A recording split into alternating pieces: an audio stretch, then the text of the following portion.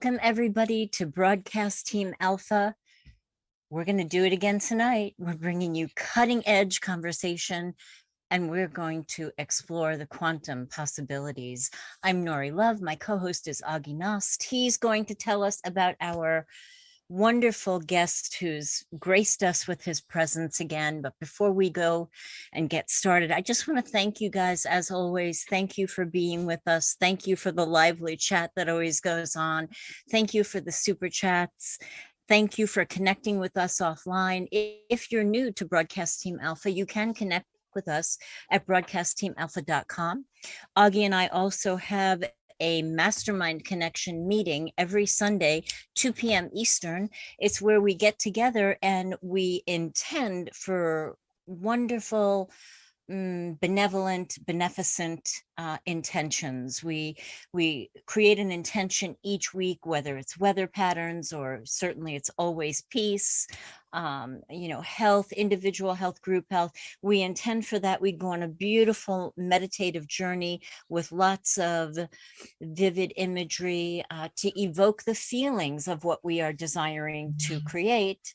And we've had a lot of success. So if you want to come check us out, drop an email to the mastermind connection, all one word, at gmail.com. We'll send you the link. You can join us on Sunday. We have a free discussion of I don't mean to say free. We have a lively discussion. That's probably even better at 3:00. So if you want to hang around for that too, we would love to have you. So Aage, let's commence with our incredible guest. Yeah, this is going to be wonderful. Yeah. This is going to be one of the shortest introductions that I think I've ever done, because everybody knows our guest, Brad Olsen. Except for maybe two guys, one down in Bolivia and one in Eastern Mongolia, and that's about it. So, but for those two guys, I want to mention a few things. He is an explorer. He's a world traveler. He's an author of, I think, 10, 12 books or something like that. And he's a researcher, videographer, event producer, and a speaker on conferences, which he's going to do one next month over in Sedona. He's just told me, and I'm really considering going up there because that sounds really interesting. And of course, he is on radio and TV shows and stuff everywhere. And now he has written many books, and 3 of them is in the Esoteric Series. And besides this one is my favorite.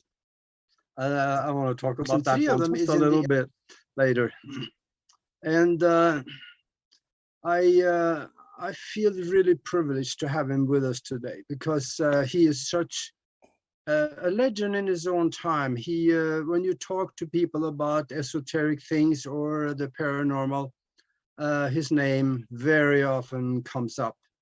And tonight we're going to talk about something that'll bring you far outside of the box again. I asked him if we could talk a little bit about something called the looking glass.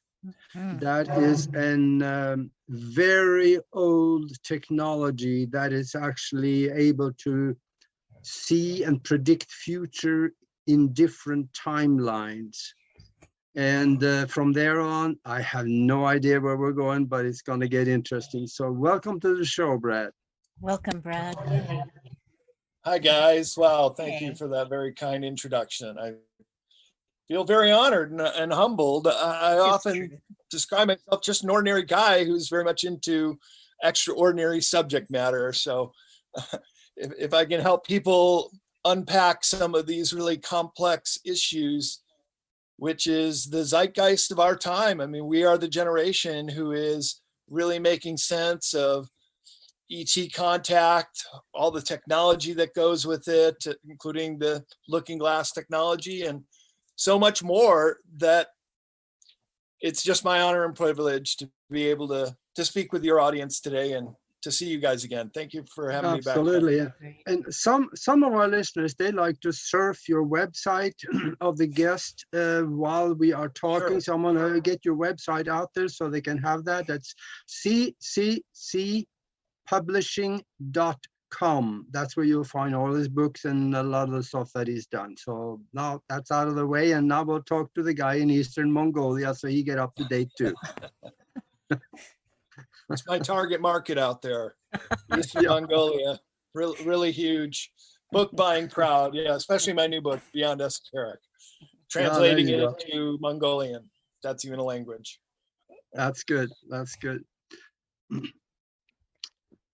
I'm curious about the looking glass. I know, I'm jumping in the deep end here, but yeah, I think there's so much to talk about there, and I would love to hear about it. I don't know that much about it, so you could bring me up to speed. That would be great. Sure. Well, Aage, you mentioned in the pre-interview about the Vatican having a version of the chronovisor.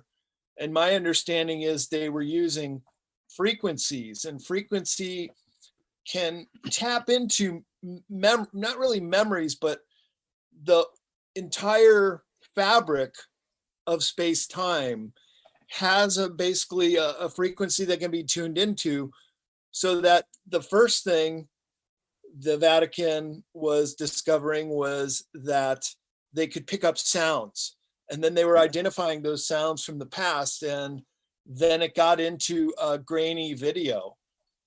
And one time, Jen Psaki starting to tap into this technology, and the chronovisor is also described by Andrew Basiago, who is in Project Paperclip and was doing time travel experiments. So I look at the whole subject matter of time travel and peering back in time and even looking forward as the looking glass technology, because it also incorporates the stargates, which have been found around the world. And so this is actually very ancient technology. And it said this is the reason why on the second invasion of Iraq, the first thing that the Americans did was take the museum in Baghdad, because in that museum was a stargate that Saddam Hussein had discovered in one of the ziggurat ancient locations that they were doing archaeological digs. Aage, what you want to add a little bit of that? Yeah, I know that was a big reason for the invasion, because they've wanted that. Yeah. Because they didn't really know what it could do, but I think they probably figured it out, because once they get their hands on something, they will never let it go. Now, I know you should talk on the looking glass later, but let me say a few things about that chronovisor that the Catholic Church had commissioned. It came around because there was a recording that they were doing, and there was a blank spot on the recording, but in there they found the voice of someone that was basically doing the recording. That was his dad, but his dad had been dead for many years. And then he started to think about it. Maybe there's technology here that we can replicate. And then they started doing experiments, and they they couldn't figure it out. So they assembled a lot of bright minds, to create a device that could retrieve recordings that has been placed into the fabric of space. And it's not these recordings and the voice recording, they're not placed just in the air. It is along ley lines that they are being recorded. And, they go crosswise and they're lengthwise, and along these, that's almost like neural networks. The memory of the brain is placed along the neurons. And same here, when there is recordings of something, it's placed along the ley lines. And this is what they figured out. That Einstein was working on it. Nikola Tesla was working on it in the very first stages.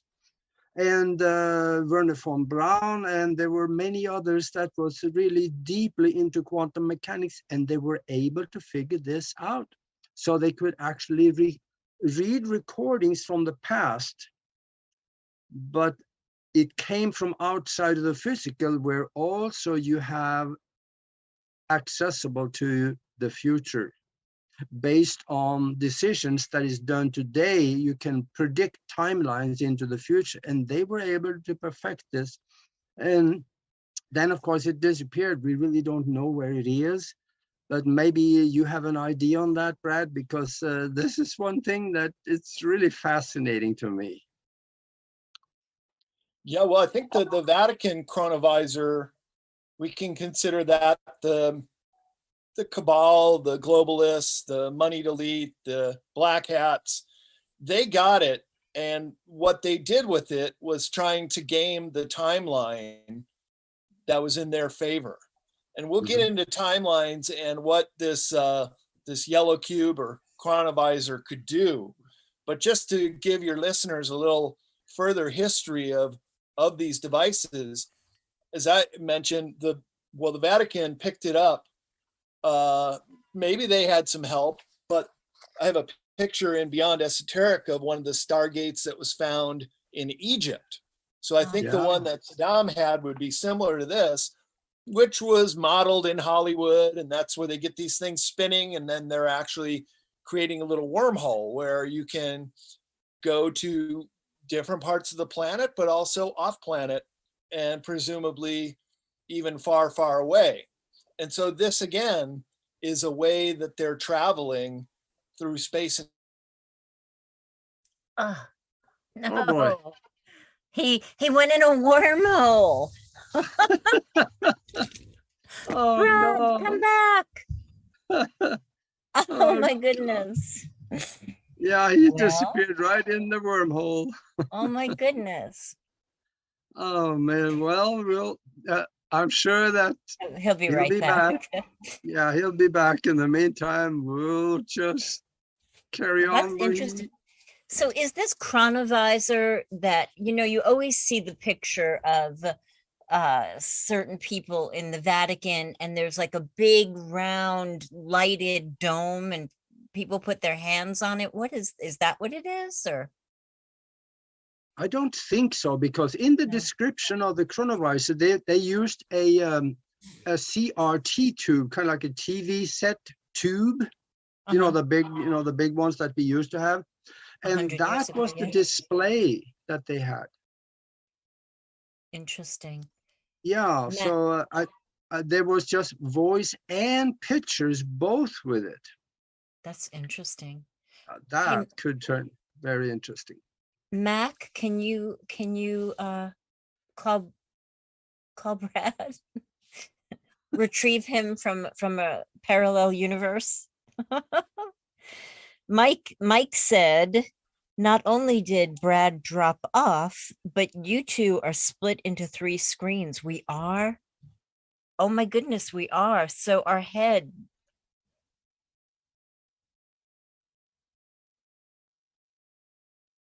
Oh, okay. Can we get our friend back? Huh. Thanks for that, Mike. Hey, Carl. What is the formal name of that chronovisor? Is it chronovisor? Yeah. Yeah. Carl, hi, Carl. It's like chronologic. Yeah, something like that. In fact, if people really want to know what it is all about, go to broadcastteamalpha.com. Go down in the videos.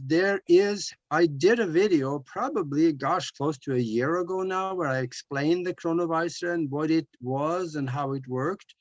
This is a really interesting subject, and it relates directly to the looking glass, which I'm hoping we can get Brad. Hey, Yay! there is Brad. Sorry about that, you guys. Did you go in a wormhole? Yeah, I did go down a wormhole. I thought so. Welcome back. We thought you disappeared into a black hole. Yeah. Well, I think I was leaving off with the stargates they found, and including what they found in Iraq. So this is very ancient technology. And then, as you said, Aage, Tesla was tapping into it. Other people that were looking at space and time, Einstein, were also discovering it. So these independent discoveries were coming up as well. And so take us up to the forward age. There's also an extraterrestrial element in this as well. And in this looking glass umbrella, you also have the Montauk chair, and then you also have this device called the yellow cube. And the story behind the yellow cube is it was part of the Greada Treaty, which was, I consider it illegal, and really it should be revoked if it still has power, but it does come new on the 4th year of every year. So the Greada Treaty is up for renewal again in 2 years. And basically in 1964, it was demonstrated to the US generals in an exchange for technology for these malevolent ETs to have their base here, to do human abductions, cattle mutilations, all this stuff that got covered up in the paranormal, in exchange for drunken sailors who just wanted technology and would basically whore out the planet. That they allowed these terrible experiments against humans to take place just so they could get the technology. And the technology of 1964 was a demo of the yellow cube. And it's such a profound device. I put it a representation of how I would, and my designer envisioned what it could do. And in the middle, you see pre-Sans Egypt. We did a mocking rendering of that, and then chapters of the book all the way around, looking back at a moment in time with exact clarity. And this is a holographic image generator. So you could see things even in your own past lifetimes that would make your hair stand up on your arms. It would be so uncanny because you knew it was true. It connects with you on a soul level. So the assembled generals that year were very Christian men, and it was asked of them, what period in history would you like to see? And they wanted to see the final passion play of Jesus Christ. And according to this history, he was a very real man, and he very much died a horrific death on the cross.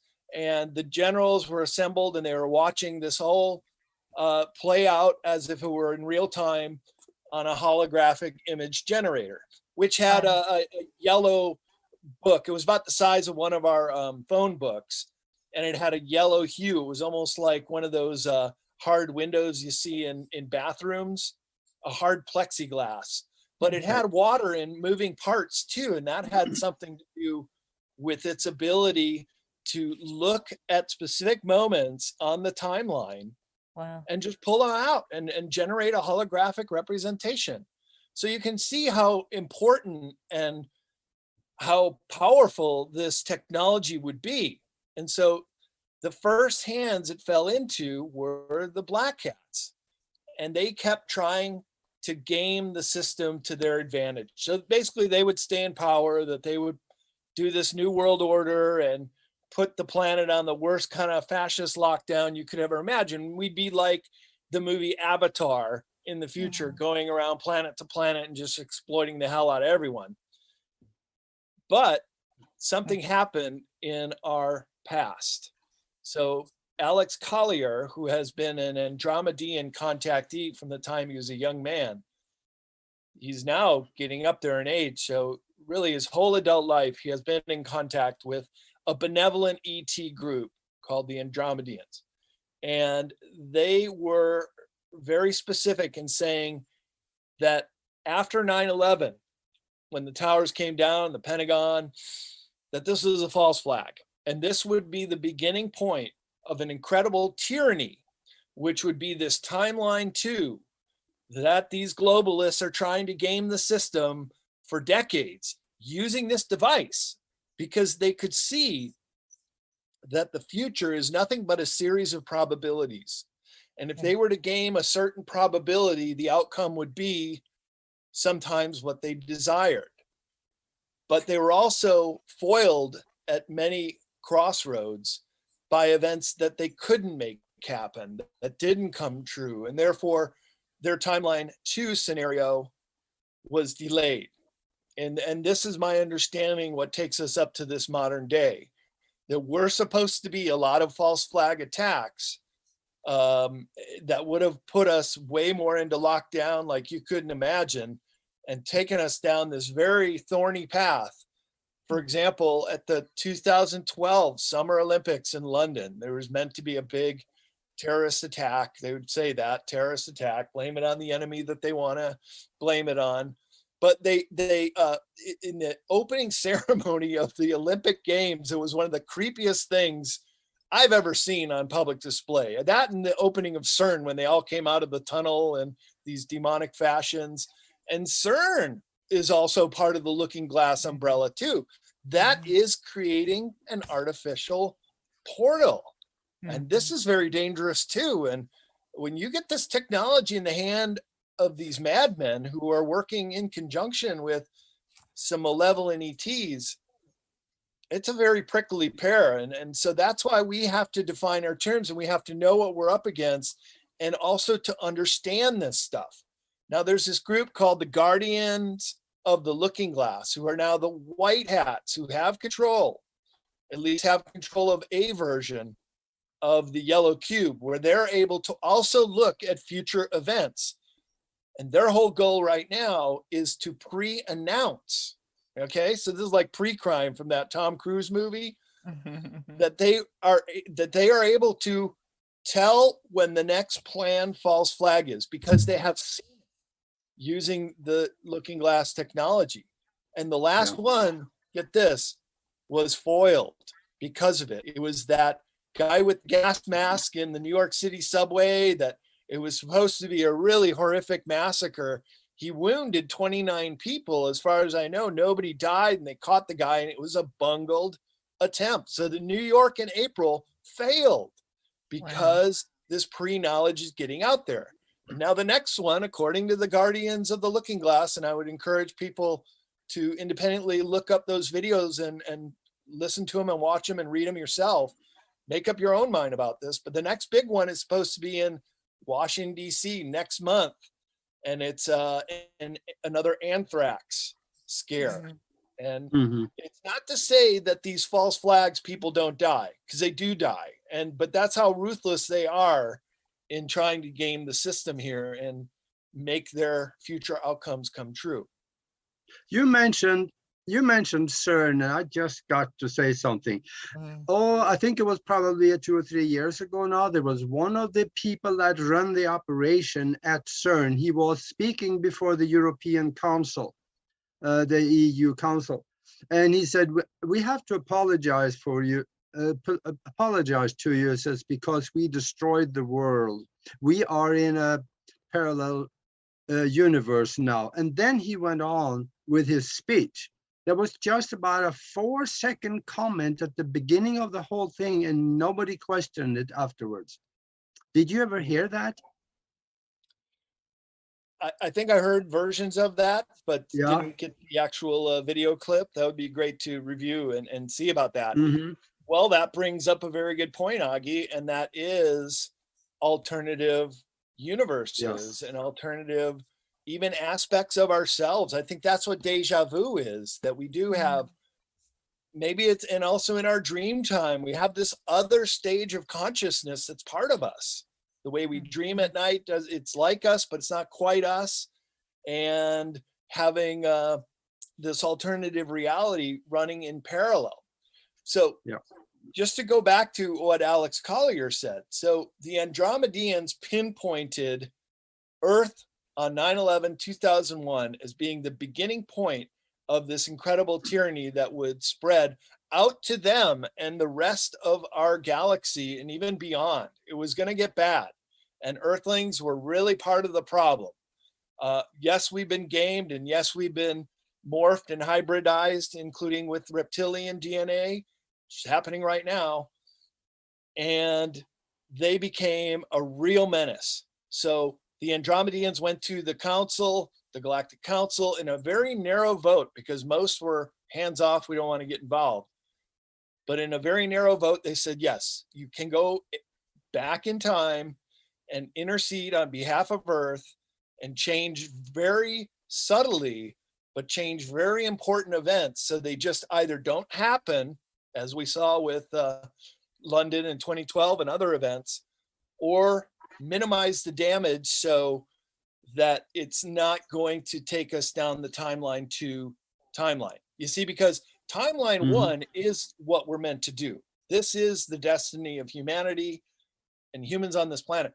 We are going to reach a golden age of sorts where there will be no more war or poverty and degradation of the planet. We're going to restore this garden planet the way it is. But in the meantime, we're stuck here on prison planet because it's been designed that way for us. And there's so many things that keep us in this lockbox. And one of them is if we were to go down timeline 2, humans would never wake up. We would never have a great awakening. And so many of this great technology would just be squandered away or pilfered off by the most powerful to use for their advantage. And that would not be timeline 1. Timelines are kind of like a river. Look, each one of us has our own timeline. So there are really a clear, almost infinite amount of smaller timelines, but the big flow of humanity on our timeline to reach this golden age is like a river that's just raging. It's going the course it's going to go. And so all these little manipulations they've tried to do to game the system are like just building a little canal. So you can get a little play off of that, but you're not going to change the course of that flowing river. And so we are on this course to do it, whether it's going to be in our lifetime or they're going to delay it even longer and longer remains to be seen. But I think we can pull this off real soon, actually. And all of it has to do with the Great Awakening. And that's how these false flags are going to get called off. And if they never happen, there is a singularity event coming up in 2030 that will be the defining moment of humanity. So we're really coming down the final stretch here. And this is when it gets really exciting, but also pretty scary. And we're right on the edge too with all this. Yeah. Another thing I remember, actually, I didn't see the speech, but I read a transcript of it, and that was on the European Council again. There were one of the speaker, I think the speaker over there, he made the comment in one speech, we are in communication with people from other worlds and they are worried about us. So we have to contain ourselves. Yep. And that was another one. You may have heard of that one too. And it just, once in a while, they sneak stuff out there, kind of in the middle of things, and then they just ignore it afterwards. So they can't say that, well, we told you. So Terry in the chat room said, we have 8 years to do our part in making things right. And then Carl said, my understanding is that Ashtar, the commander of the intergalactic fleet that's stationed above the Earth, has been slowly but surely eliminating most, if not all, of the leaders of the Dark Cabal.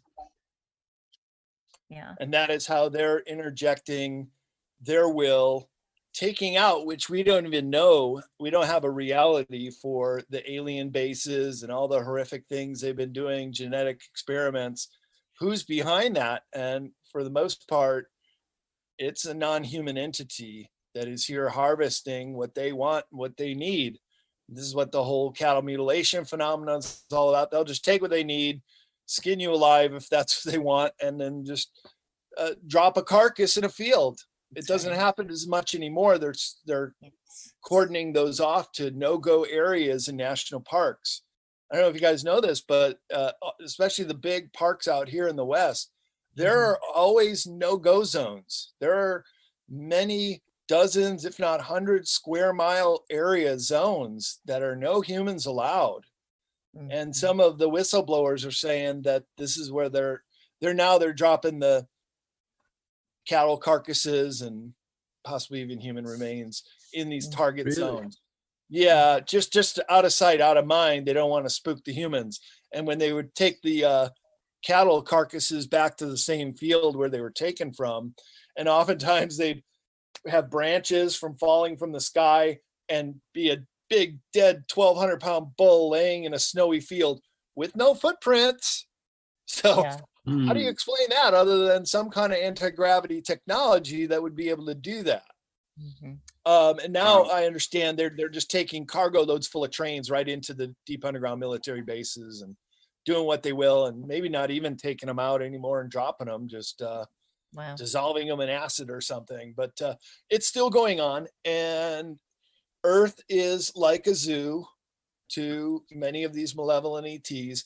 And because we have not even been told they exist, Nori, and this is to the point, this Galactic Federation feels they could just pluck them out whenever they can catch them, trying to flee off planet or from underground bases. Now, I understand that's a little bit of a thornier issue. It's harder to get them that way. But one by one, if they keep taking them out, then humans will be left to our own devices to see if we can put together this golden age, this great awakening. So for the very first time, humans may be operating in a sense that they're not being manipulated by malevolent telepathic ET archon energy that can trick and fool and make most people believe what is not real.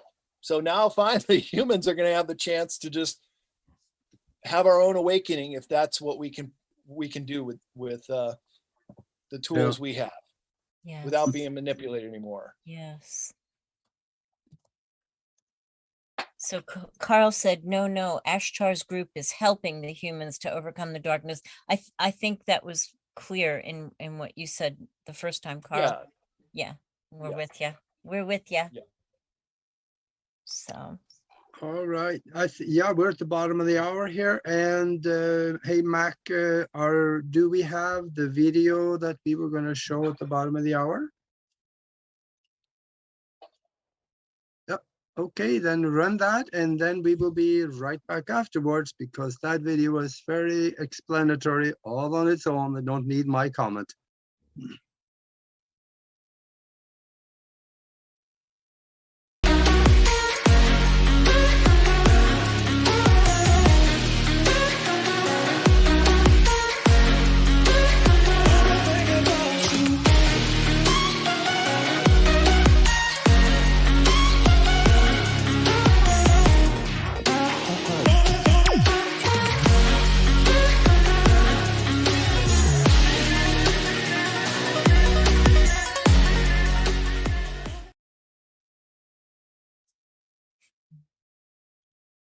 Okay, now I can comment. When you watch that little clip, get in touch with Nori. I have seen some of the things that she's doing with people that she's counseling on health and other things. Just talk to her. I think you'll be much better off, because there's some really good things here for you. So anyway, that was my comment. Thank you. But we'll also be having kind of like a parallel, if you will, a little parallel universe, the health and well-being and lifestyle show, because no matter what's going to happen, when it's going to happen, maybe, it's 8 years, maybe it's 80 years, we have to live here on the planet, and we have to live here in these bodies. And for a long time, I think many of us, we're digging in the spirituality, just so wrapped up in spirituality that, we forgot about this vessel that carries us around. And the truth is that there's a whole other pathway to spirituality that you can get to through the physical. So that's coming up, guys. So that's what that was about. So Aage went in a wormhole. We lost him. Well, I was going to bring up the Q post, which was back in November 11th, 2019. So 11/11. That's kind of interesting. And it said very simply this: Project Looking Glass, ? Going forward in order to look back. Q. That's pretty profound in such few words. Going forward in order to look back can mean a lot of different things. But I think in regards to Project Looking Glass, it is peering into the future, these series of probabilities But knowing what our past is also crucial to unlocking what the future may bring. Yeah. Because with the looking glass, we would have an uncritical account. In fact, what if we all had them on our smartphones, that we could just queue up a little holographic display, all of us, okay, Dealey Plaza, the day Kennedy got shot. Okay, I'm picking up this bullet coming out of the Deltex building. You guys see that on yours? Yeah, okay, oh, there was a shooter there. And so all conspiracies would all get resolved. There would be no more mysteries, really, if we could look back at history with an uncritical account that all of us could use, including our own past lives, how you'll know that this is very authentic. And the people, the accounts I've read who have used it on a personal level, we're going back, boy, all the way times of Egyptian, Atlantis, on this planet, and then even off planet in some very spectacular civilizations.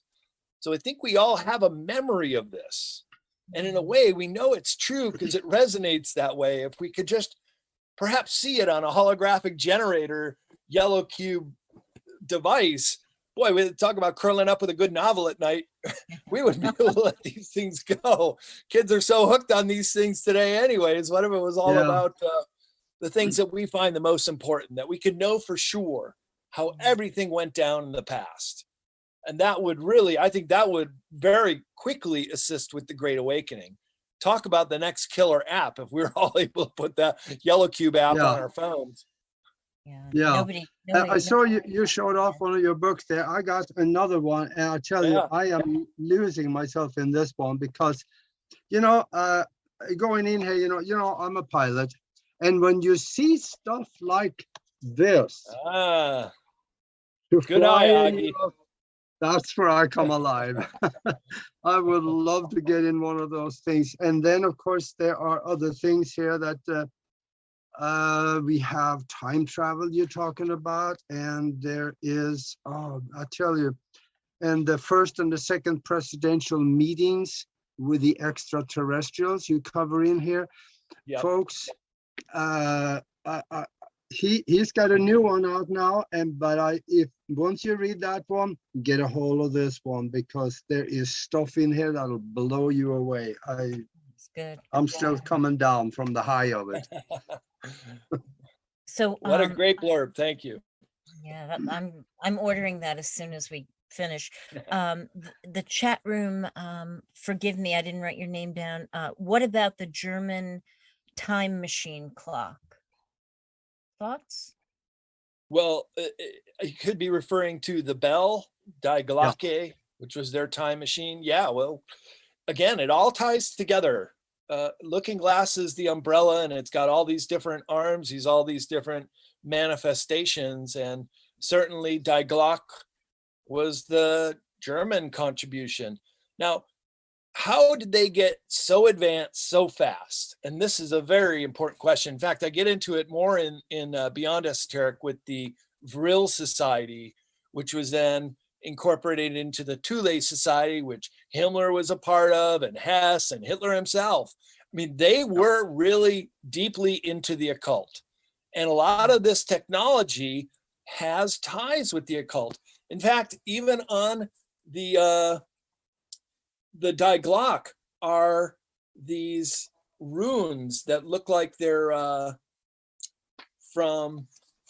they look like Nordic runes.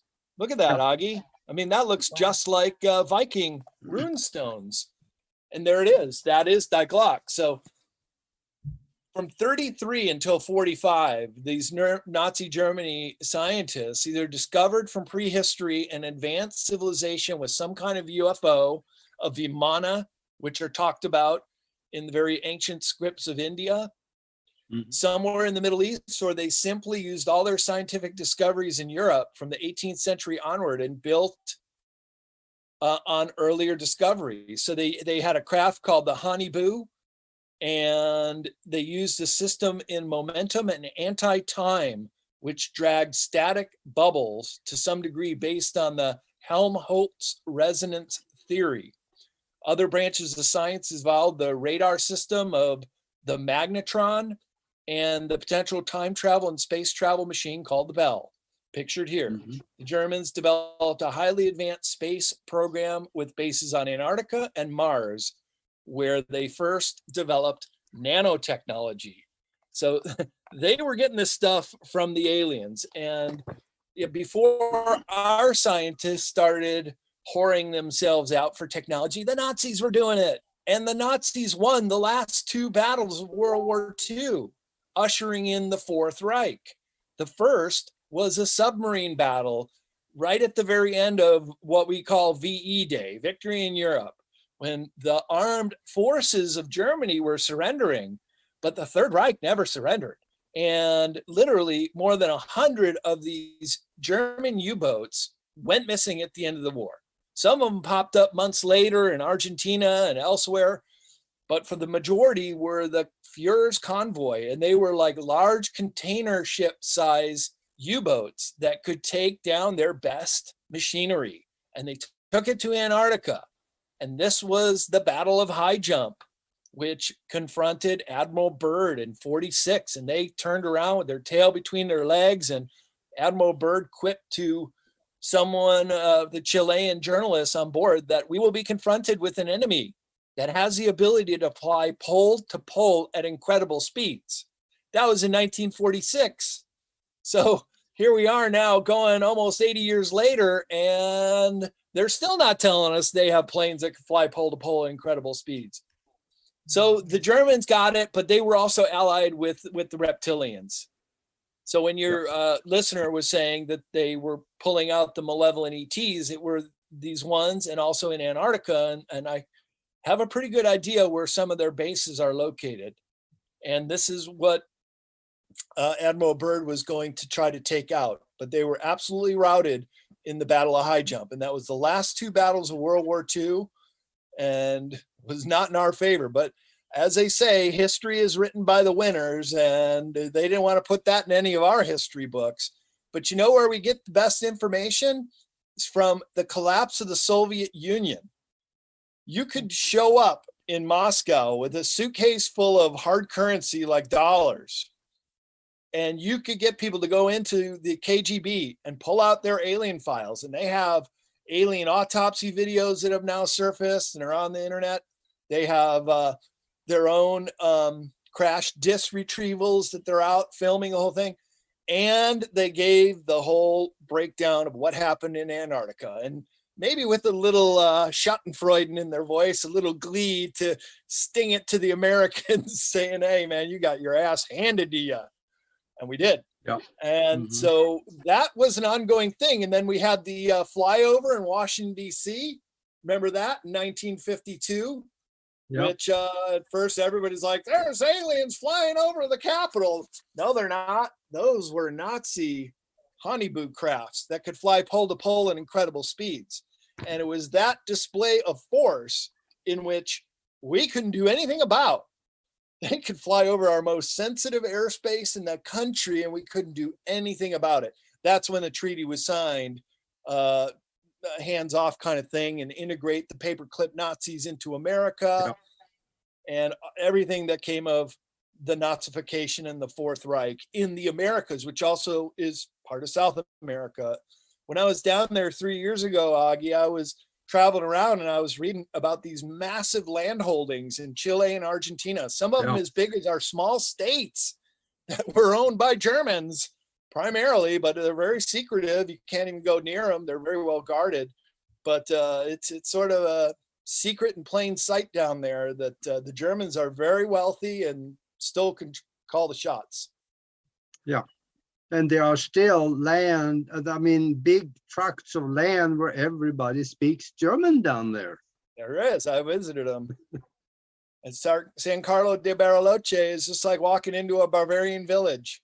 Yeah. And also up on La Falda in the hills above Cordoba, very Germanic areas of Argentina. And that's incidentally where a lot of the technology, the underground bases, and the Inelco house, which was a safe house for Hitler himself. There was a great TV show on the History Channel called Hunting Hitler. People are interested in some of these sites I'm talking about. Check out this show because they go into great detail.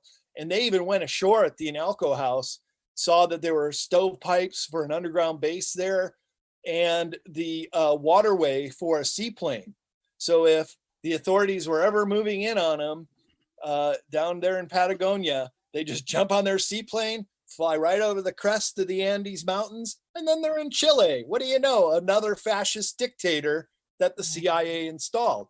So now all this stuff starts to make really good sense. How the CIA was giving cover to the Fourth Reich in the Americas, down there in South America. And they were continuing to work on this technology. And some of the super soldiers that I meet at conferences that were part of the secret space program, well, the Germans had one too, one of the first. It was called the Nachtwaffen. And there are people that have memories, including Penny Bradley and some others who were part of it and could speak first person that they had experiences with the German secret space program, largely off planet. So there is this breakaway civilization of different humans from different cultural backgrounds that are now part of it. It's just truly astonishing when you think about the breadth and range of the whole human experience on this planet. You have the breakaway civilization, humans living off planet, even reproducing and having families off planet. And then you still have Stone Age people in the depths of the Amazon and high up in the valleys of Papua New Guinea who still get their dinner using a blowguard every night. It's just amazing this time we live in and how diverse the human species is. Yeah, we know a lot of them went to base 211 and some of them to Argentina. And I found a document, and in fact, I got it on the screen here behind it all, where FBI in 1947, they have a document saying that they know Hitler is in Argentina. Yeah. They knew back then. Yeah. And of course, then they let Simon Wiesenthal, you know, the German Nazi hunter, they let him run around the world for 3 decades looking for leads, and they never told him. So there was a lot of sympathy within the American government with the Nazis, because if it wasn't, they would have told Wiesenthal where Hitler was. Yeah. But they didn't. They got, who was it though? What was his name? Eichmann. And took him to Israel and put him on trial and hung him. He was the one. And my understanding is that really spooked the South American Nazis, and they put a lot of pressure on the CIA to not let Wiesenthal or any other of these Nazi hunters get too close on their trail. And it's a real travesty of justice, because so many of these people lived out their natural lives, including Hitler himself. I'm convinced he survived. I even talked to, I took a tour of the Eden Hotel in La Falda, and the History Channel was there doing the Hunting Hitler, several episodes. And I know other shows have featured this chambermaid, a young lady. She was only in her teens post-war, and she remembers firsthand Hitler and Eva Braun. They were there. They got out. The U-boats took them out. They landed shortly after VE Day, and they moved around. They had a lot of safe houses, and again, you could watch a Hunting Hitler show to see them all. And Martin Bormann escaped too, and he was the money man. Look, you get the money out of there, and there are still many metric tons of gold and treasures and priceless paintings and artifacts like the Spear of Destiny that have gone missing, that have not been recovered. Some think maybe in a bunker in Antarctica. Others think maybe they're in someone's private collection in South America somewhere. Yeah. But yeah, it's the more you peel the layers off of this onion, and as it ties into extraterrestrials, and then when you think about that they had the Bell technology, which was a time traveling device, that's a very powerful enemy that is not just going to lay down and roll over and play dead. No, they still had some fight in them, and that's what we saw with the Battle of High Jump. You wonder where they took some of those things, because in 2003, 2 and 3, I interviewed Wendell Stevens on my TV show in Tucson, and he said, And he was in South America, and he found a warehouse, the temperature and humidity controlled warehouse at a cluster, they called it. There were a monk that was running it, and he found a lot of the paintings in that warehouse, way out in the wilderness. So yeah, you're right. It's probably most of it in South America, hidden away for maybe someday to show up somewhere. Well, even when I was there, there was a big news story of somebody's expensive home. The guy died, or however this room was found, but all kinds of high-ranking Nazi uniforms and badges and helmets and all kinds of things, everything you could imagine that could only have, of course, only have come from the Third Reich, but clearly Nazi sympathizers who have been there intergenerationally and keeping this going. And look, if you have the money like Martin Bormann did, and he was the number 2 guy at the end of the war, setting up all these parent companies, investing in American companies, and making sure that their paperclip Nazis were on the board of directors, including our NASA. We had Hermann Oberith and Werner von Braun, the father of rocket science, putting a man on the moon, the Apollo missions. I mean, how much more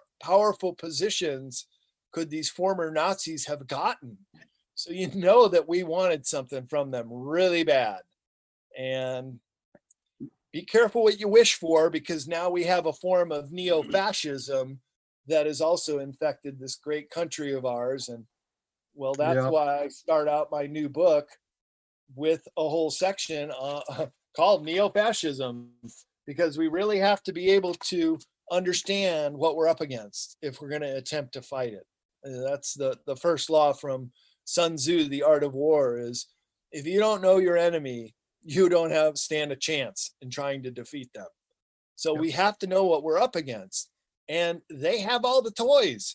They have the money, and they have the will to try to enforce this timeline too. And here we go back to the timelines. And it's been described by Carrie Cassidy as the timeline wars. And I agree with her. I think that's a very apt description of what we're up against. And if you read these Guardian of the Looking Glass posts, they'll say there's about 70 false flags that have to be defeated before 2030. If we can get all of them, or almost all of them, then we can enter this golden age. But we have a rough couple years ahead of us. Even this year alone, I think, is very pivotal in keeping us on the track for timeline 1 and the liberation of Earth. Nothing short of the liberation of the human race and this planet Earth is at stake. That's how important it is right now. So anybody who thinks that they don't play a role or can do anything about it, just you thinking about it plays a very big role. And this is what the Great Awakening is. It will be this 100th monkey effect, this light bulb that goes off in everybody's mind, from the pygmies of Papua New Guinea and the breakaway civilization. We're all human beings. We're all the same family. So if this light bulb moment occurs, it should happen in all of us simultaneously. And then it's pretty much, we're on track for the 1,000 years of peace and restoring this planet and making up for lost time and rediscovering this technology that has been squirreled away from us for so long. So I keep saying, go ahead. We have about 6 minutes left, and how do we navigate this time, Brad? I mean, everybody's like, yeah, love is the answer, and I know that's true, but how do we navigate this to be in the higher consciousness, to be in the higher frequencies, so we don't necessarily fall prey to things that happen on the lower energetic levels? Yeah, it was said to me when I was in my journey to try to understand what I could do as an individual. It's real simple with the Buddhists and other people of Eastern faith is just be compassionate, be charitable, and be wise. And as we get older, we do get wiser, and that is one good thing about having a lifetime experiences that you can draw upon is that you can start to understand this worldview, and hopefully people will have their own perception of what we're going through. And that's how we do it, Nori. It's waking up 101, and people are coming into this at their own pace, and that's just the way it's got to be. But I think the more people, we have the numbers, so the more people that can wake up, the sooner, the better. And if it's just one listener per show, then, I mean, we're not great numbers there, but maybe 100 per show. Hey, we're doing a pretty good job and trying to get people to turn off the mainstream media and really to follow what they perceive, their intuition tells them is the right path. But that's why I keep talking about this mind-created universe that we are kind of infused into. Mind-created means that our mind is a big part of the creation of it. So whatever we allow to dwell in our mind is what we're going to end up with in our life and around us, in our environment, in our community, our country, and depends on how big we think. But we got to keep ourselves clean in our own mind as much as we can. Not worry about the garbage going on, the wars and all the crap that's out there. Just stay with our path, knowing it is going to be good, visualize it, feel it, love it into existence in the future, and just keep going for it. I don't know. That's well said. Yeah. Just keep going forward. Do the best you can do. And try to be part of the solution, not part of the problem. Yeah. And we have a big gap to bridge now because of all of the separation that's been created, with red and blue and vaxxed and not vaxxed. And, that's a huge gap that we've got to bridge, and we can only bridge it with love and compassion. Well said. Yep. Absolutely. Yeah. What's next for you now?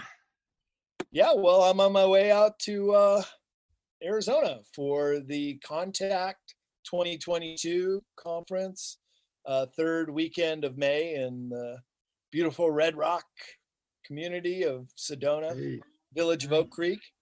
And I'll be giving my hidden esoteric and plain sight presentation, as well as the hidden anomalies of Antarctica. It might be a workshop. I'm not sure how they're going to structure it, but I'm on par to do 2 presentations there. So touching on a lot of things that we spoke on tonight. And if anybody wants to know more about me, you can go to bradolsen.com. I also have a YouTube channel, although in this age of censorship, I'm worried about really voicing my opinion a little too much. So it's kind of gone dormant, but it's all the audio book chapters for the first 2 books. So you can listen in as an audiobook for free on my YouTube channel, CCC Publishing, Esoteric Series, and my name, you'd be able to find it. And then, of course, CCC Publishing is my publishing business, and any books ordered off of there go through my office, and I'm able to get a signed copy of Future Esoteric and Beyond and Modern Esoteric, which are all the traditions in the beginning. That's book 1. So you got book 2, I got book 3, and it's all original content in each one of the books. Yeah, that's good. Well, gosh, it looks like we're down towards the end here. We are. Thank you. Yeah, it flies when you're having fun. Yeah, it sure is. So thank you very much, Brad, for being with us. This was wonderful. Oh, my great pleasure, Aage. I hope to see you next month up at the conference. Yeah. It'd be good to connect with you again. We'll go out to dinner and have some good one-on-one time. And maybe, Nori, we'll get you out to the West Coast one of these days. I would love to go to Sedona. All right. Well, I'm packed. Thanks, Put Brad. out Thank you so much. Sorry. Okay. Tucson too, Nori. You got to come see us in Tucson. Oh, yeah. Well, you maybe Val. there's a possibility. Hi, everybody. Okay. Well, thank you, Brad. So we'll talk you into maybe visiting us again. That'll be good. Take care. Oh, anytime, Aage. I love talking with you All right. guys. Thanks so much for having me on. Thanks, All right. guys. Yeah. Bye-bye.